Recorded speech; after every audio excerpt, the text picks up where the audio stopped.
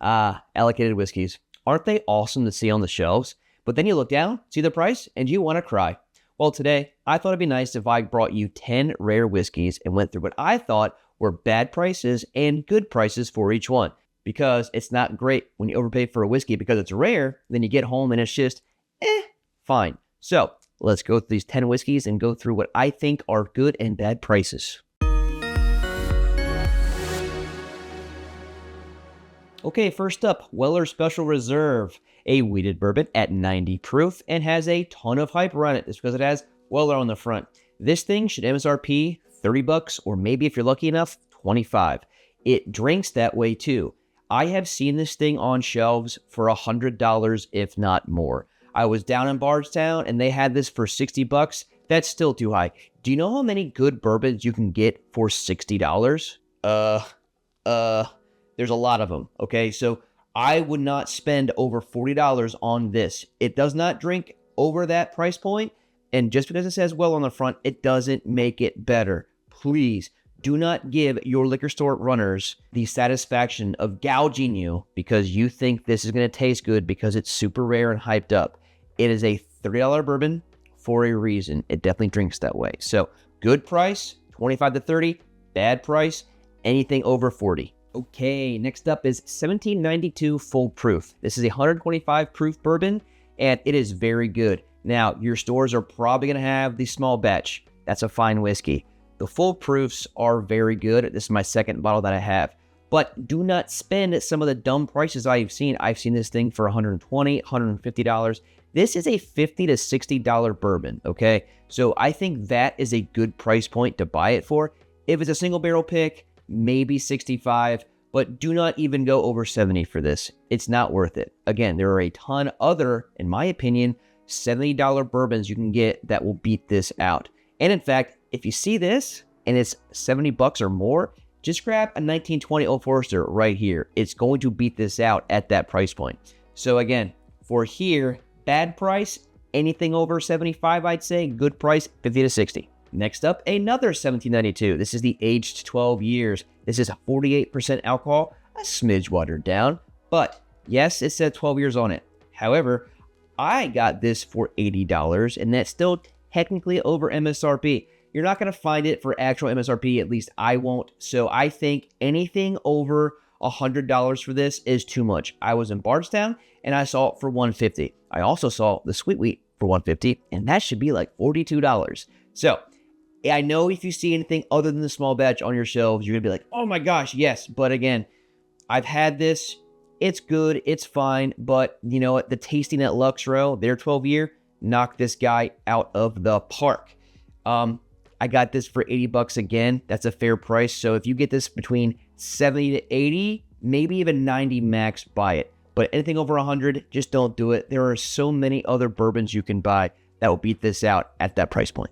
Okay, next up is Joseph Magnus Cigar Blend. Should MSRP at $170. I got this one in New York for $180, so it was a minor markup, nothing huge. The very next day after I bought this, I saw another store in New York selling it for $350. Wow, dumb. So this is finished in cognac, sherry, and Armagnac casks, and it's cask strength. So this one right here is 56.56% alcohol.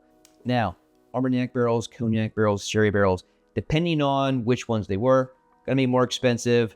There's a lot of age in these batches between like 11 to 20 years, something around there. I'm not massively sure. But again, this does get really, really hyped up. It is very, very good, but it's not $350 good. It's not double the MSRP good for this. So good price, $170. That's the minimum you're going to find it.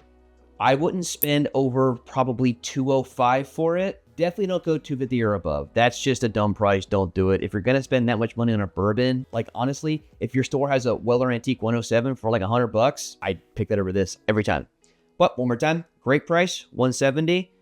Absolute max to buy, $205. Anything over that, don't do it. Not worth their money. And the last bourbon, we got Knob Creek 18. This thing should also MSRP at $170.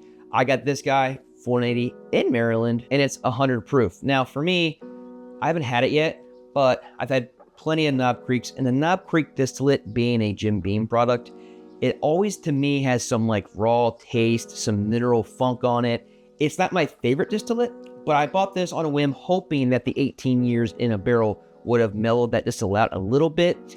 Definitely don't overpay for this guy, specifically out of these other 4 over here, just because people seem to like the 12 a lot more. But I'd say for this guy, max 190. Don't go into the 200s on a Knob Creek 18. Just don't do it. You can get a nice single barrel 9-year at 120 proof, or even a 12. Okay, so 200 plus and above, I'd say no, but between 170 to 190, definitely go for it. Okay, Scotch time. You're gonna notice something.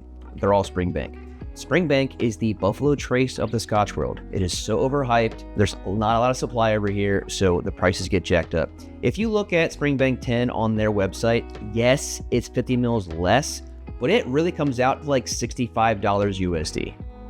I got this for $95, and that's considered a good price, okay? So if you find one sub 90, buy it. Buy 4, okay? But if you see it for 110, 120, do not do that. There are so many good scotches you can get for this price point. I would just say buy Classic Laddie. That's 65, 70 bucks, and I think it's better than this one right here, okay? This one is 100% bourbon. This is a 2024 release. I think Springbank is good. I think their distillate is very good. They always have that Campbelltown funk I love on it, but not worth the stupid prices that I've seen some Springbanks go for.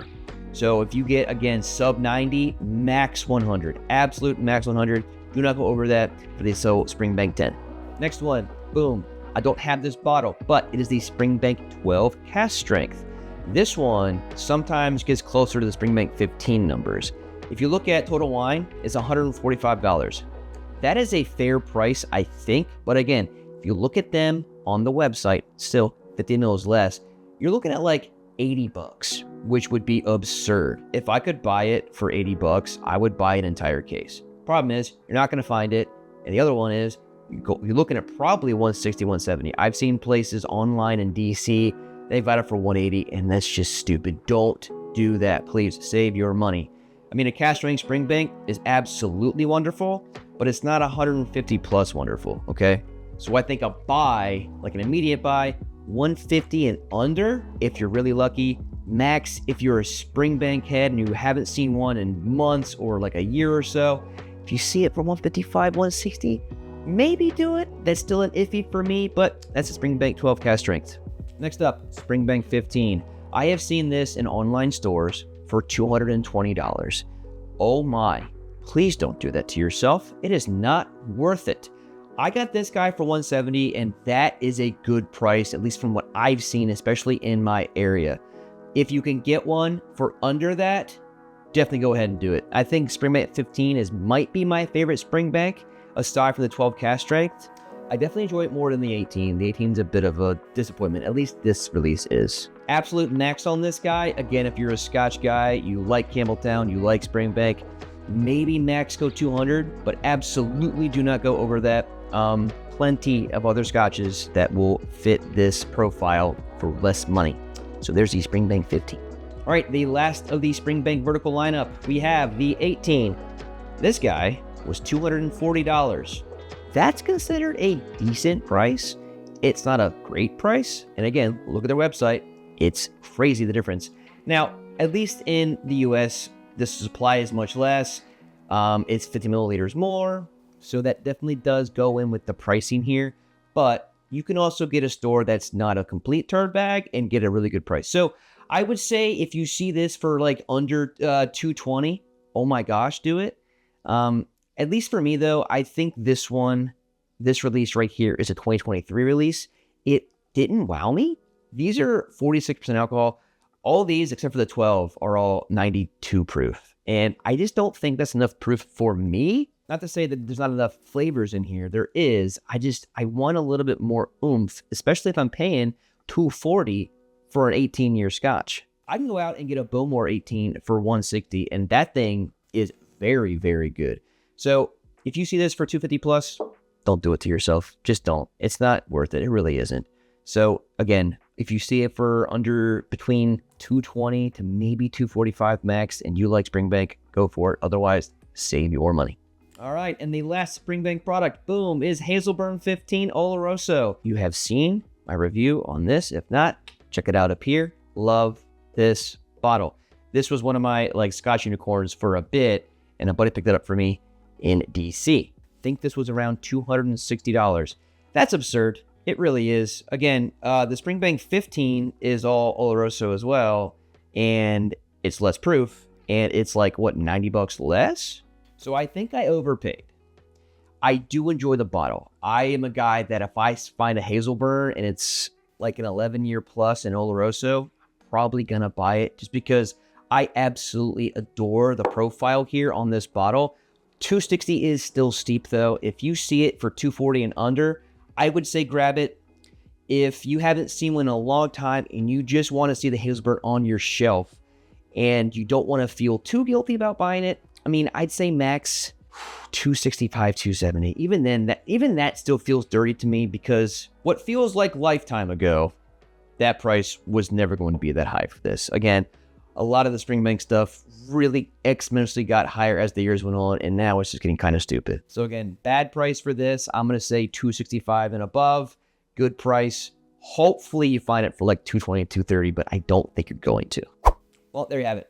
I hope you learned something about some of the whiskeys in this rare market that we have going on, and have a better plan when you go to your next store and you see one of these or other ones. There's plenty of other bottles that get this treatment, and it sucks, and I know I'm a guy who goes out, sees a bottle, gets super excited about it, and then you have to just reel yourself back and remember, it's just brown liquid.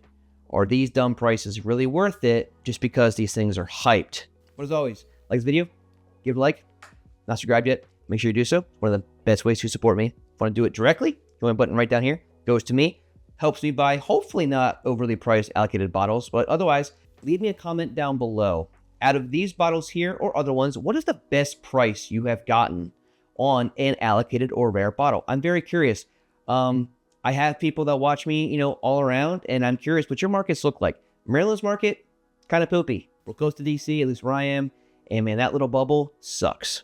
But if you got a great deal recently and you want to talk about it, please let me know down here. But as always, see you guys next time, and cheers.